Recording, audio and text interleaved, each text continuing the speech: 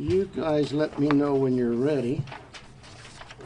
And I have a couple of introductions to make here, and then I'll give you a brief statement, and then you can, I believe, FBI SAC, he's out of Phoenix, Heath Yankee has a few words to say as well. When we're both done, we'll take your questions as well. Okay. So are you guys ready? Good evening. My name is Chris Nanos. I'm the sheriff here in Pima County, and we're here to talk about an incident that happened earlier this morning in a community that's just south of Tucson, about 35 miles south of here, in the town of Arivaca, actually just south of Arivaca. Arivaca is 35 miles from Tucson. It's about 10 miles north of the border. The incident was pretty clear-cut, but I'd like to give you, I think you have a media release with some of this details, but I'll share it with you anyway again. It involves an individual who early this morning was being pursued by a Border Patrol agent. They had belief that this individual was involved in human trafficking from an earlier incident. They recognized his vehicle, made a traffic stop. When they made that traffic stop, the lone occupant, the driver, fled on foot. The agent, the Border Patrol agent, chased after him on foot.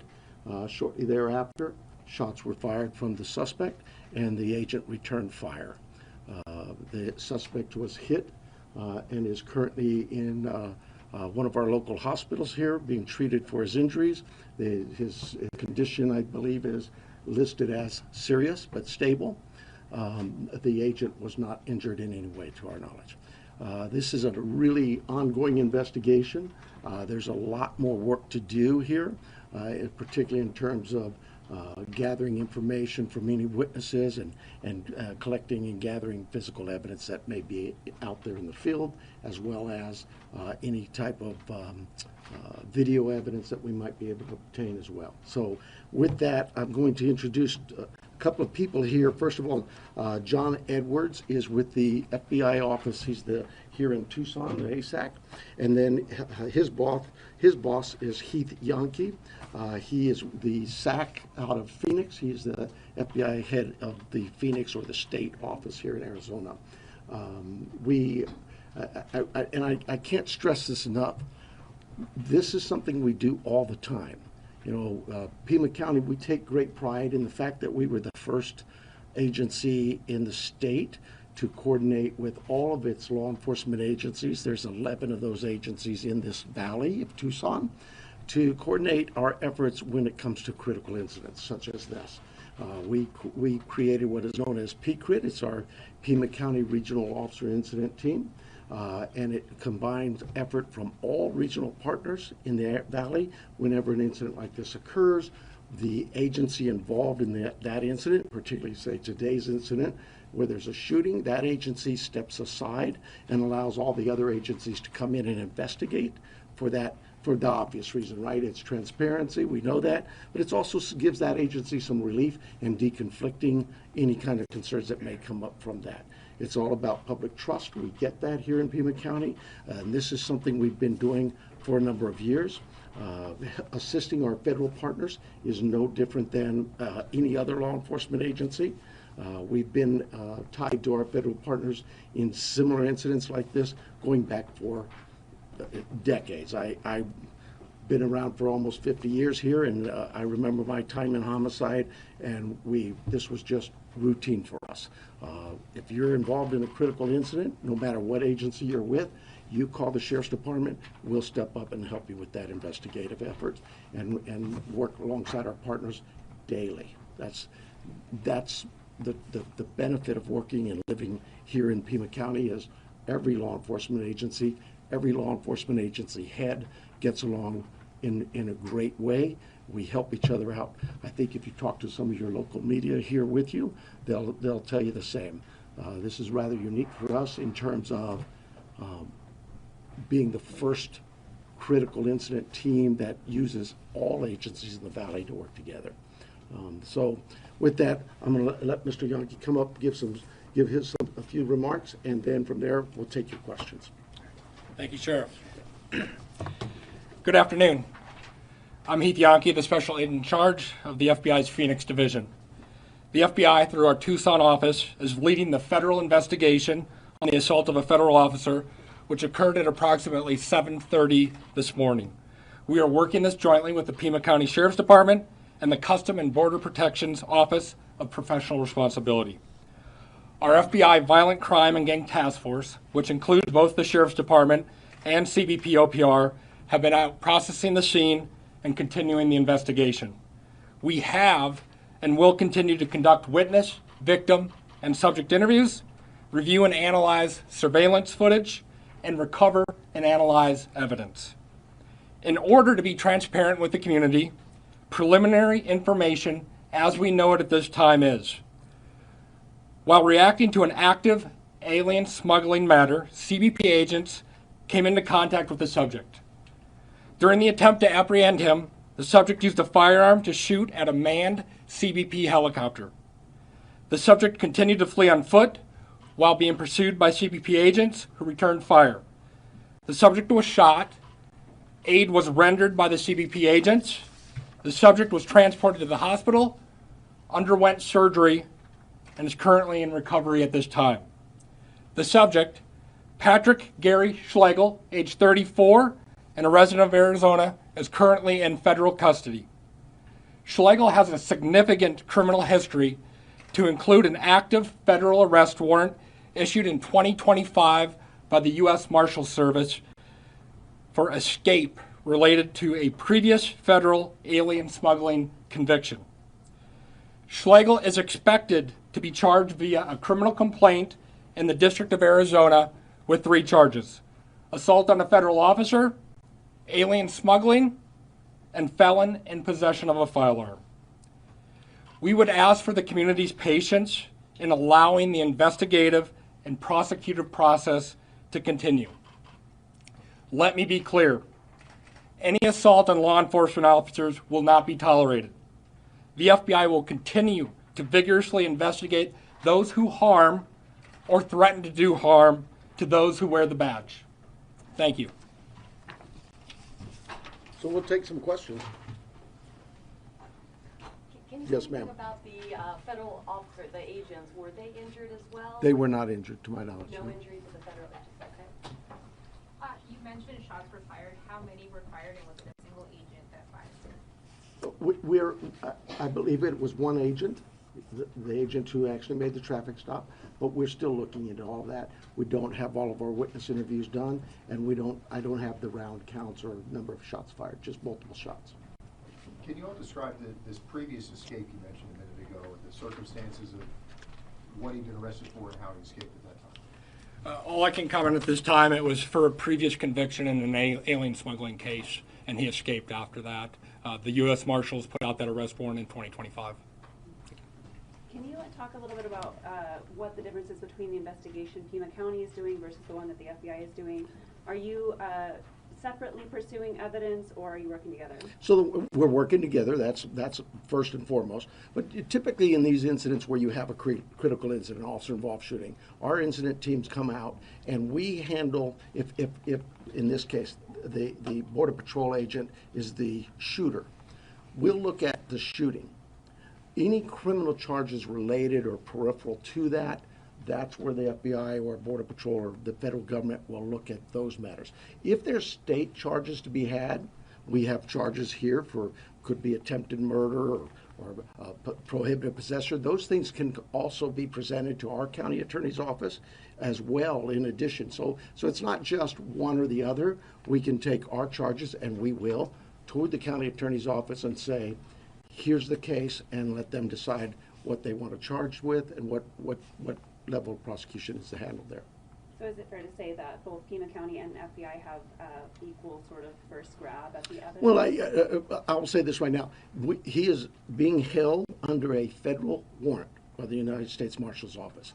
He is in federal custody. We will take our case forward to the county attorney's office, and at that point in time, the county attorney's office will decide what criminal charges she wants to pursue. For the person being pursued or for the shooter? Both. It could be both. We don't know that. That's what our investigation will reveal. If there was something wrong that the shooter did, that would be there too. We're just gathering all the facts and evidence, present it to the county attorney's office, and answer any concerns they may have with that investigation. In this case, we believe our agent in USBP, that agent acted lawfully. That's our belief based on what we know today, right at this moment. The investigation is still ongoing. There may be other things that show up. But right now, I'll support Mr. Yankee's statements. Nobody, Pima County, we're not tolerating any abuse of a law enforcement officer, any assaultive behavior, any type of abuse. But that goes to our citizens as well. The citizens in Pima County know very well where I stand when it comes to violence. We're not tolerating violence to anyone in Pima County. And so we'll look at it all. We'll gather all those facts, and we'll be back again in a few days with more information to you so you can assure our communities that the system works. It's worked before, and it continues to work. Can we clarify how the pursuit began? Were they after this particular person, or was it a vehicle behaving suspiciously and the pursuit began for that reason? And was there someone being smuggled in the vehicle? So what I understand, and again, the accuracy will be better explained as we get deeper into the investigation, but what I understand occurred is earlier in the morning, before 7 o'clock, this vehicle was seen by agents. They had found hit with other occupants. When they went to stop the vehicle, everybody fled, the vehicle fled.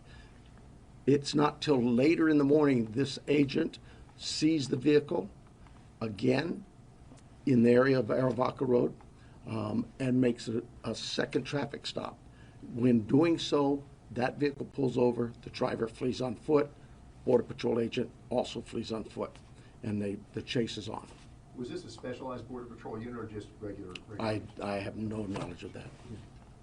Is there body camera footage available from the Border Patrol? We're looking at all of that right now. I don't know that. I know there's video. Where it came from, I don't know. I believe they had air assets, but again, that investigation will look at it. On the scene, I know obviously everyone was on the scene investigating. We did see pictures of a blue pickup truck there with, crime scene tape around it. Can you confirm if that is the vehicle? I don't know that. Captain Cornelius was there. Do you know if that vehicle was blue or? So, I just don't know that. I'm sorry. It's an older model Dodge truck, high-rise. That's what we. And you did mention it's just one suspect currently under federal custody. Correct. There was nobody else in the vehicle, perhaps, at the moment of the incident? No, not at the time of the shooting. No. So the person fled on foot.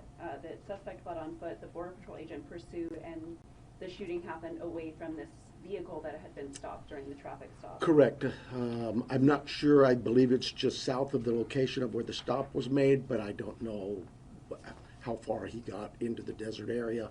Again, if you look at Aravaca, that's a very rural community, and so yeah, it's a pretty tough desert terrain, but I couldn't tell you any more than that. For the FBI, in previous incidents, the FBI has actually run herd-on investigations involving Border Patrol without the Sheriff's Department. Is there a shift here that's happening where you're actually really having the Sheriff's Department really involved in this particular shooting? Can you talk a little bit about whether this is a change or why this case is also really involving the Sheriff's Department? No, I think here in Arizona, we work investigations together. So the FBI, we're brought in for that transparency of being that neutral federal agency to come in and work that assault on a federal officer. So we are here to gather every single fact and be able to know exactly how things transpired. But we do that cooperatively amongst the law enforcement agencies, including the Sheriff's Department, including CBP. That is common throughout when we work investigations. So there's no change here. Yeah, let me add to that. Well, it makes us sound like we're really terrible here in Tucson. We get contacted by the FBI, DEA, ATF, whoever may be involved in these matters on a constant basis when these things occur. there's some discussion and decision as to who's handling it and what the reasons might be. It could be from staffing is available or not available. It could be whatever it is. In this case, to me, I think the decision to turn it to the Sheriff's Department was more than appropriate. One, because we always do that. We have some expertise from our past regional incidents we've covered, and we have probably more manpower than the FBI here locally does, and we're able to help and respond to those things.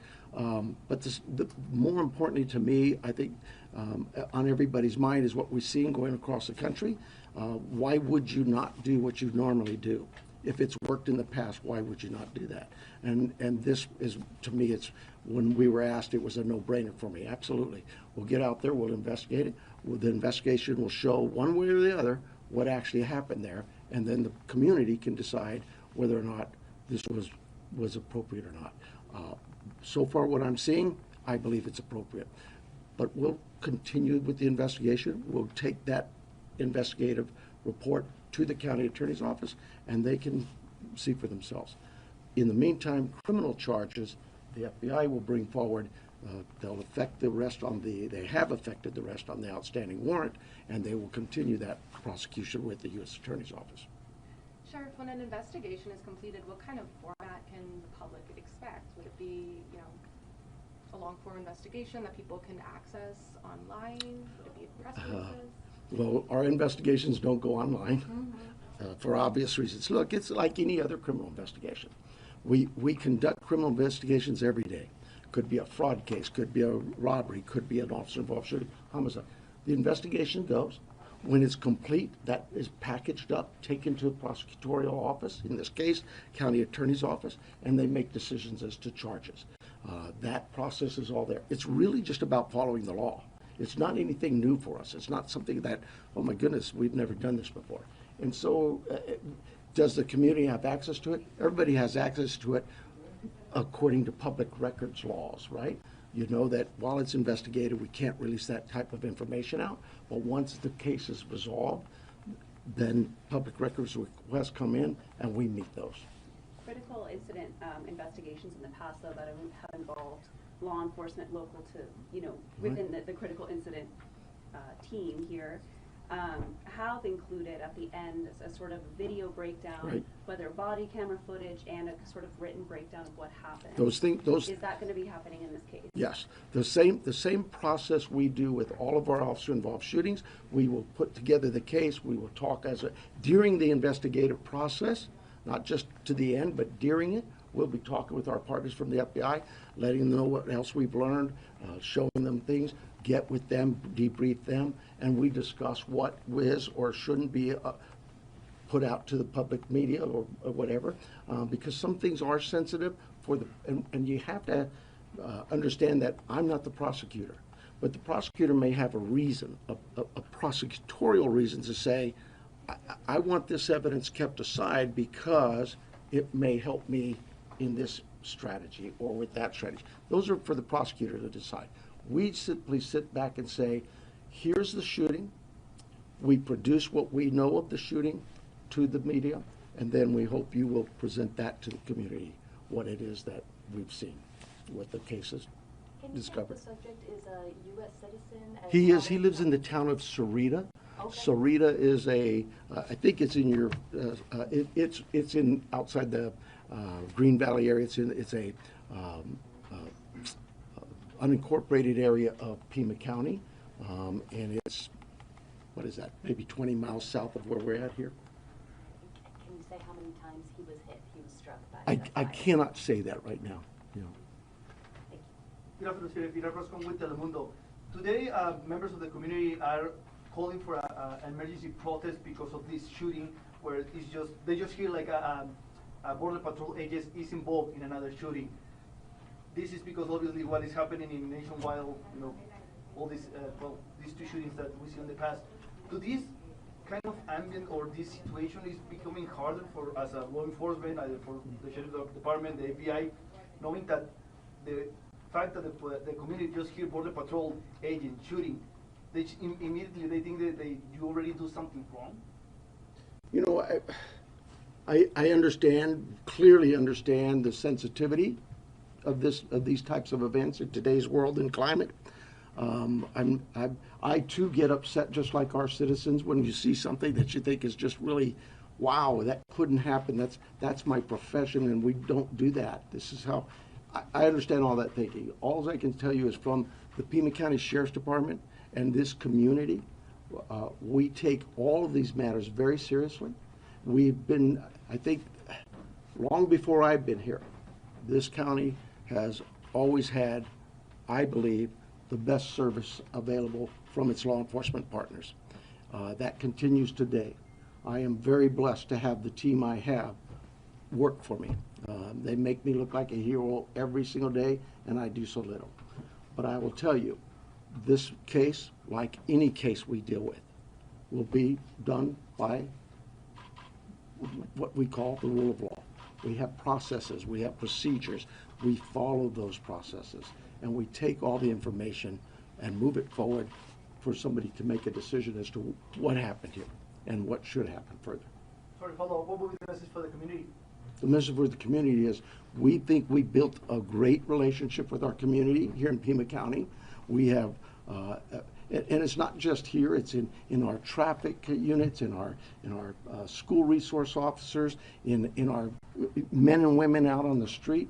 We've built a very strong tie to our community that says, we hope you can trust us to do the right thing, because that's what we teach here.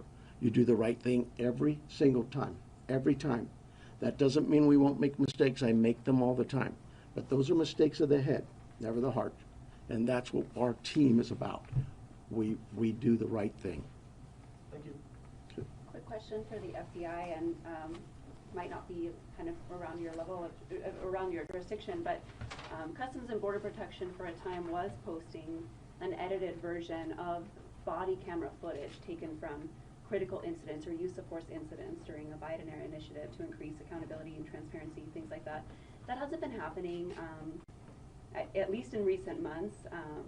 Do you know what the status is of what that'll look like in terms of what sort of information from the FBI side or the federal government side is going to be released to the public?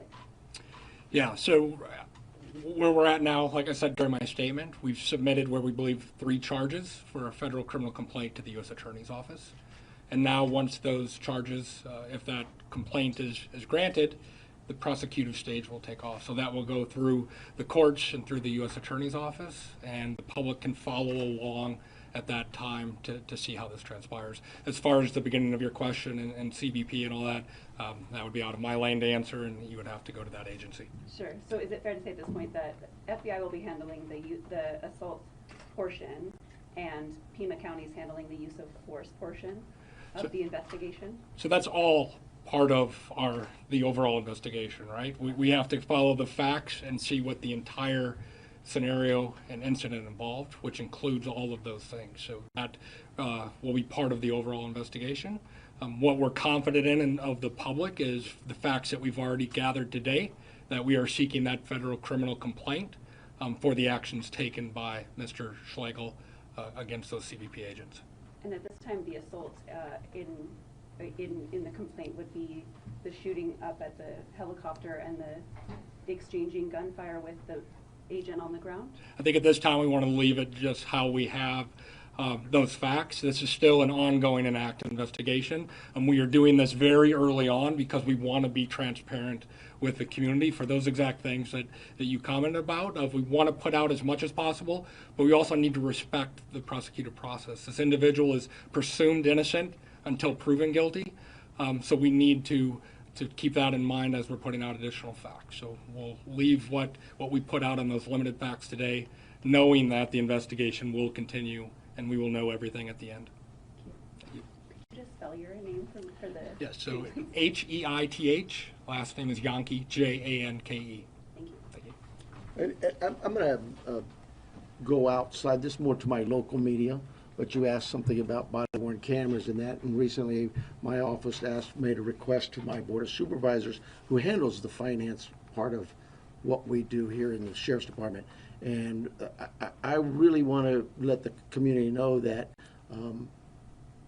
body-worn cameras, technology is where law enforcement not only is headed, but needs to go that way. We can't, just because we are fearful of the potential misuses of cameras or constitutional rights being abused, we can't let that make our decisions based solely on that. We have solved a number of homicides in record time. Last Christmas, 24 hours after a homicide, a brutal homicide, we found the suspect because of technology. Just recently, this Christmas, again, within 72 hours, a brutal crime, no clue who did it, again, because of the technology there. To this community, technology is advancing so fast, so quickly. If we don't stay up with it, we're doing a disservice to our community in the way we don't investigate things. Every tool out there that's available to us, we should have to complete a very thorough investigation as quickly as we can. And so I'm sorry for getting political with you there, but I heard your question. I couldn't help myself. Anything else? Just to clarify the location, it sounds like the agent recognized the vehicle on West Aravaca Road, and at some point the person fled in that area, but this is all north of the town of Aravaca, am I right? No, actually, so the town of Aravaca is, you go down I-19 and you head west on Aravaca Highway. This is about milepost 15, a little further west.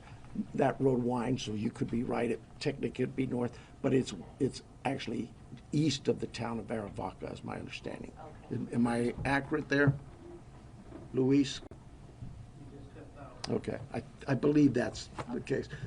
At the risk of a dumb question, I just want to be sure. The helicopter was airborne or had landed when shots were fired? I really don't know that. I believe it was airborne though, but Yes, Just one from airborne. we still have investigators on the scene doing all of these things that you're asking about, and that's one of the reasons we're kind of hesitant to say things until they actually come back to us. I'm hoping later this evening, maybe tomorrow morning, we'll get more briefing from the actual scene investigators. Are you able to say like the miles in between that initial traffic stop, the fleeing, and then the gunfire that? We hope we'll be able to tighten all of that down and be able to, we use Leica and different things to, our own drones to process that crime scene. And so they have such technology, again, that can come in here and you could find a pencil on the floor, and it just, all of that thing's handled by our crime scene technicians. Can you all be more specific about the type of weapon Slagle was using? I don't have that. I really don't. I believe I heard it was a 45. Okay, I was just trying long gun, handgun. A handgun. Was the border checkpoint on Aravaca Road shut down today? I don't know that. No, I'm sorry? it wasn't shut down. It wasn't shut down when we went there, but I don't know what time they open or not. But yeah, that's a better question for Border It Patrol. was closed for a bit. I'm sorry? They had it closed for a bit. Okay, yeah. I think you're better off asking them the hours they were operational. Just to clarify, since this has been a question we've seen in other parts of the country after shootings involving federal officers, do you as the local entity feel that you have full access to body cameras, other evidence, on-the-ground evidence, Absolutely. Unimpeded? Yeah, absolutely, yeah. Trust me, if you asked us to come and assist you and you were going to impede our assistance, we'd just pack it up and go away. But you're asking us to assist you.